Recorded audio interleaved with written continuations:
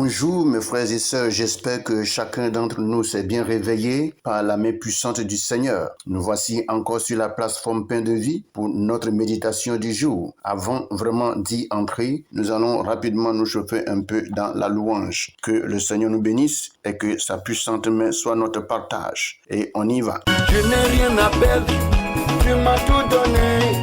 Je n'ai rien à craindre parce que tu m'as tout donné. Jésus, tu m'as tout donné. Sauveur, tu m'as tout payé. Merveilleux Jésus, tu m'as tout donné. Tu m'as donné la joie, tu m'as donné la vie. Je n'ai plus rien à craindre, tu m'as tout donné. Wonderful Jesus, powerful Jesus. Jésus, ton nom est merveilleux. Mon sauveur, ton nom est merveilleux. Adonai, ton nom est merveilleux. Dieu tout-puissant, ton nom est merveilleux. Mon sauveur, ton nom est merveilleux. Jésus, ton nom est merveilleux. Jésus, ton nom est merveilleux. Adonai, ton nom est merveilleux. Oh mon guide, ton nom est merveilleux. Ma lumière, ton nom est merveilleux. Mon protecteur, ton nom est merveilleux. Mon assurance, ton nom est merveilleux. Jésus, ton nom est merveilleux. Jésus, ton nom est merveilleux. Tu m'as donné la vie que je cherchais. Tu m'as donné la paix que je cherchais. Tu m'as donné les enfants que je voulais. Tu m'as donné la famille que j'ai tant cherché. Jésus, ton nom est merveilleux. Yahweh, ton nom est merveilleux. Adonai, ton nom est merveilleux. Tu m'as donné des faits que je cherchais. Tu m'as donné la vie que je cherchais. Tu m'as donné la famille que j'ai tant cherché. Dieu tout-puissant, ton nom est merveilleux. Mon frère, ma soeur, pourquoi t'inquiètes-tu? Jésus est capable de te donner plus que ce que tu demandes. Il est merveilleux.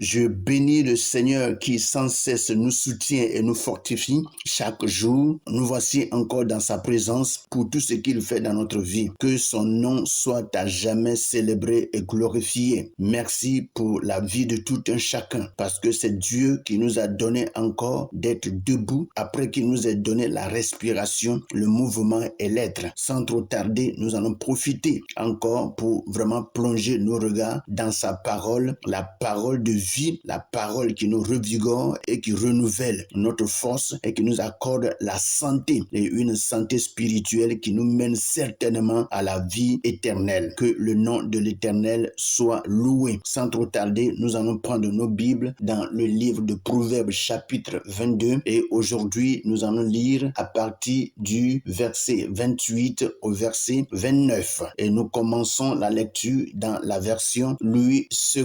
Je lis le verset 28. Il est écrit: ne déplace pas la borne ancienne que tes pères ont posé. Si tu vois un homme habile dans son ouvrage, il se tient auprès des rois. Il ne se tient pas auprès des gens obscurs. Voici ce que Louis II nous dit. Et sans trop tarder, nous allons vraiment lire dans version français courant. Et dans le français courant, nous lisons le même passage, c'est-à-dire Proverbes chapitre 22 à partir du verset 28 au verset 29. Il est écrit: ne déplace pas les bornes que tes ancêtres ont posées pour marquer la limite des champs. Regarde l'homme qui fait bien son métier. Il pourra offrir ses services aux rois eux-mêmes au lieu de rester un obscur ouvrier. Voici les passages que le Seigneur nous donne ce matin, passages par lesquels nous allons vraiment recevoir des conseils et des instructions de la la part de Dieu. Lorsque nous lisons dans la version Louis II, nous voyons qu'au verset 28, il est dit « Ne déplace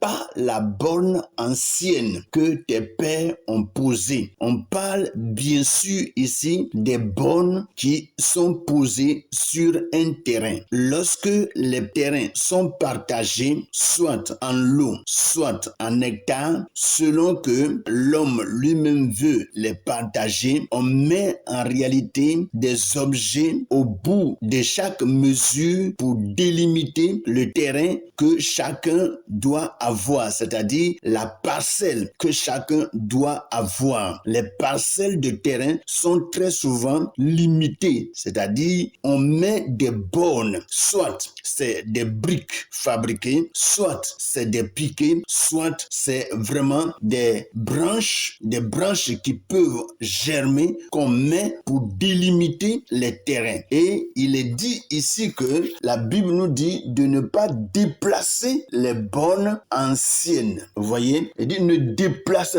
pas la borne ancienne. Ça veut dire qu'il y a des bornes que les gens ont posées et ils ont posé ça fait très longtemps. Il y a des gens qui ont vécu avant nous et qui ont fait des partages et qui ont posé des bornes. Et ces bornes doivent en réalité être respectées parce que chaque parcelle a été donnée à chacun. C'est-à-dire, lorsque vraiment on dit que voici toi ta parcelle, ça veut dire que cette parcelle est en ton nom. Cette parcelle t'appartient. Cette parcelle est ton bien. Est-ce que vous voyez? Et chacun vraiment a une parcelle. Dans chaque famille, ceci se fait. Et très souvent, il y a des familles dans lesquelles c'est le roi qui vient faire la délimitation ou bien c'est un des plus anciens de la famille et qui vient faire la délimitation. Donc cela veut dire que les bornes qui ont été déposées doivent être respectées tout le temps de la vie des membres de la famille. Aucune des bornes ne devait être déplacée. Or, qu'est-ce que nous voyons aujourd'hui dans nos villages? On voit que il y a des gens en réalité qui perdent leurs parents. Et quand ils perdent leurs parents, ils ont vraiment des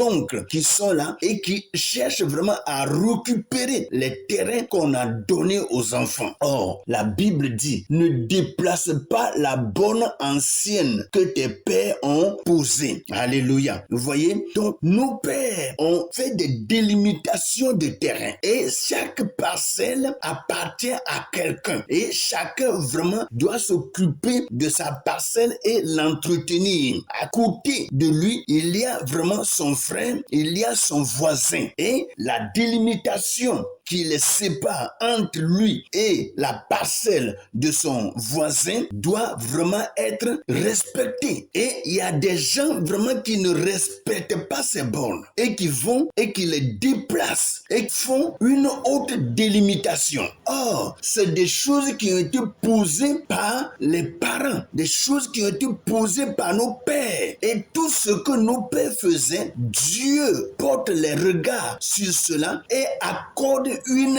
importance capitale. Mais aujourd'hui, on croit que ce que nos parents avaient vraiment fait, ce qu'ils ont posé comme borne, ça ne compte pas. On doit vraiment reposer nous-mêmes nos bornes. Et c'est ce qui fait aujourd'hui que notre génération ne dure plus. Parce que nous sommes en train de désobéir la loi de Dieu, désobéir les règles de Dieu, désobéir les prescriptions de Dieu, désobéir les ordonnances du Père. Et Dieu ne peut pas vraiment être d'accord avec nous. Écoutons bien, ne déplace pas la borne ancienne que tes pères ont posée. Ne déplace pas la borne ancienne que tes pères ont posée. Là, on parle de terrain. Mais maintenant, il faut dire que spirituellement, Dieu a donné une manière de vivre à chacun. Est-ce que vous voyez? Dieu a donné à chacun vraiment de vivre selon que lui, Dieu, il le veut. Et lorsque nous lisons très souvent dans le livre de Jérémie chapitre 29, le verset 11, vous pouvez voir là que la Bible dit que Dieu a formé sur nous un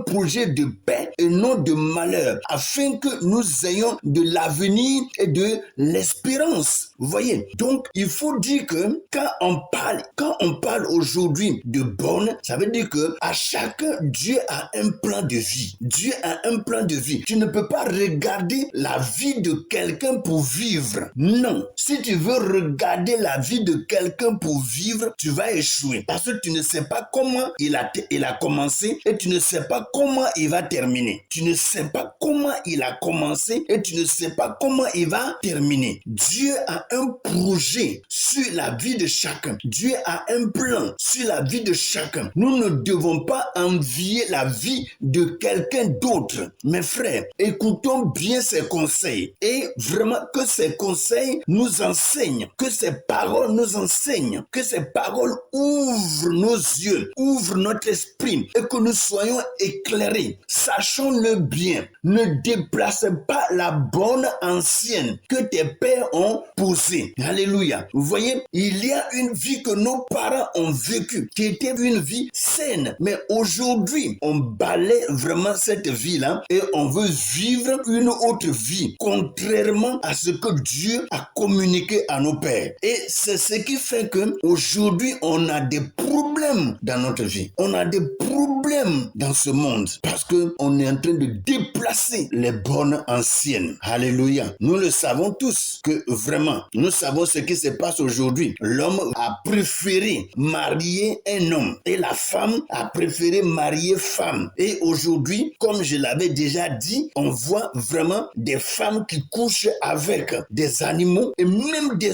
hommes qui couchent avec des animaux. J'ai vu une vidéo où un homme était en train de coucher avec un cheval. C'est abominable, des choses impures. Et l'homme aujourd'hui veut cultiver cela dans sa vie et pratiquer cela. Mes frères, si nous ne nous détournons pas de ces choses, nous allons mourir cadeau. On va mourir cadeau. Et si on meurt cadeau, on ira en enfer cadeau. Or, Dieu ne veut pas cela pour nous.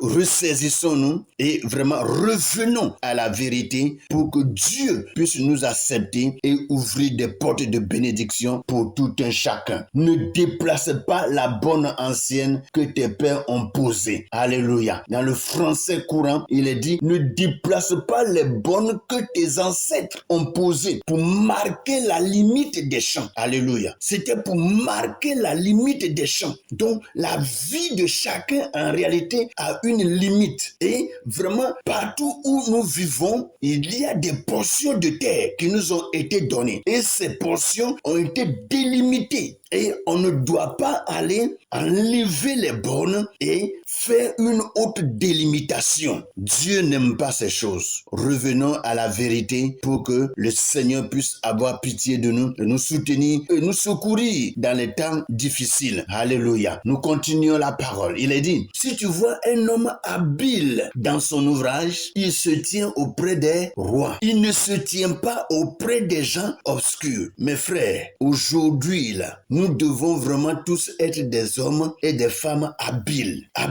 pour travailler et faire un bon travail, un travail qui glorifie le Père, un travail qui honore Dieu. Alléluia. Un travail qui honore Dieu. Or, lorsque vraiment, des fois, nous voyons certains travails que nous faisons, il y a beaucoup de travail qui n'honore pas Dieu. Non, nous devons faire ce qui honore le Seigneur. Et quand tu vois quelqu'un qui est habile, c'est que c'est quelqu'un qui est auprès du roi. Et quand tu es auprès du roi, tu dois apprendre le respect. Tu dois apprendre la crainte. Tu dois apprendre à marcher dans la droiture. Et tu dois apprendre à parler. Tu ne dois pas agir n'importe comment. Vous voyez, dans la maison royale, dans les royautés, on ne parle pas n'importe comment. On ne marche pas n'importe comment. On ne voit pas n'importe comment. Il y a des lieux où tu ne peux pas rentrer comme tu veux. Vous voyez, tout est vraiment à respecter. Et lorsque vraiment quelqu'un reste auprès d'un roi et qu'il sort de là, vous allez voir que sa vie change, son comportement change. Or, nous vivons avec qui? Avec le roi des rois, le Seigneur des seigneurs, le Père des nations. Alléluia. Pourquoi ne pas avoir un comportement bien scellé, un comportement qui honore Dieu? que vraiment le Seigneur nous aide et qu'il nous assiste. Alléluia. Il dit, regarde, dans le français courant, regarde l'homme qui fait bien son métier. Regarde l'homme qui fait bien son métier. Vous voyez, il y a des gens en réalité qui sont dans des endroits et qui travaillent, mais ils ne font pas bien leur métier. Ils ne font pas bien leur métier. Surtout le travail des fonctionnaires, le travail d'État. Quand on dit que vraiment on travaille dans l'État, il y a beaucoup de personnes qui bafouillent le travail. Mais il y a des nations, vraiment en réalité, si tu vas là-bas, tu seras découragé. Tu seras découragé. Le service qu'on donne au peuple est décourageant. C'est décourageant. Il y a des endroits, tu vas rentrer, tu vas regarder les gens, tu vas dire, mais ils sont là pour travailler ou bien ils sont là pour s'amuser. Vous voyez? Or, pourtant, il y a des pays où vraiment l'État est rigoureux sur certaines choses, rigoureux sur l'heure, rigoureux sur le travail. Lorsque tu ne fais pas bien ton travail, on te fait sauter. Mais il y a d'autres pays, il y a des gens qui s'amusent. Il y a des gens qui s'amusent. Il y a beaucoup de pays africains qui ont ce problème. Mes frères, nous devons vraiment changer. Que le Seigneur nous aide, qu'il nous soutienne, qu'il nous assiste et qu'il fasse tomber de nos yeux les écailles pour que nous voyions sa gloire. Que sa main forte, sa puissance, son autorité soit notre partage et que cette méditation fasse du bien à tout un chacun. Après que j'ai fini de parler, je vous en supplie, plongez vous-même vos regards dans ces paroles et cherchez à analyser ces écritures et à l'appliquer à votre vie. Le Saint-Esprit est auprès de vous et il vous éclairera dans le nom puissant de Jésus. Passez une bonne et merveilleuse méditation. Amen.